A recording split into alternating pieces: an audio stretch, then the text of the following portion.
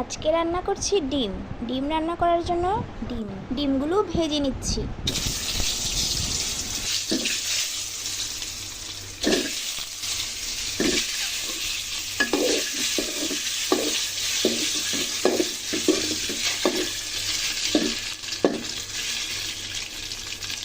লাল করে ভাজি হয়ে গেছে, এখন তুলে নেব।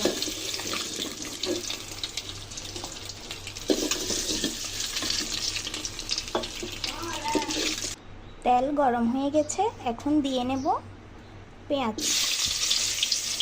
পেঁয়াজগুলো ভাজি ভাজি করে নেব।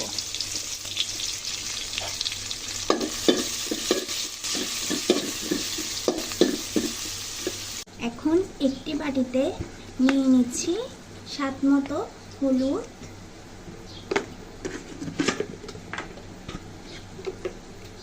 আরও নিয়ে নিচ্ছি স্বাদ মতো মরিচের গুঁড়া। আমরা একটু মরিচের গুঁড়া বেশি খাই। দিয়ে দিচ্ছি স্বাদ মতো লবণ,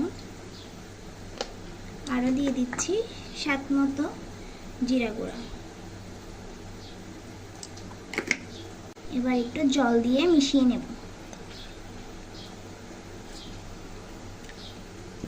পেঁয়াজগুলো ভাজা ভাজা হয়ে গেল, এখন দিয়ে দিচ্ছি মিশ্রণ করা সব মরিচ মশলার মিশ্রণটা, ভালো করে কষিয়ে নেব।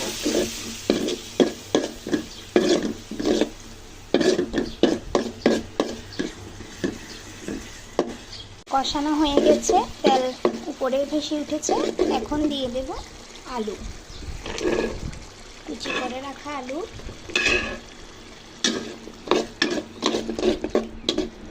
আলু দিয়ে কষানো শেষ, এখন দিয়ে দেব ভাজি করা ডিমগুলো।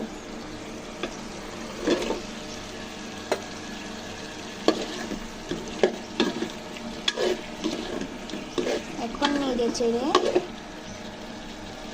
হালকা পানি দিয়ে দেব।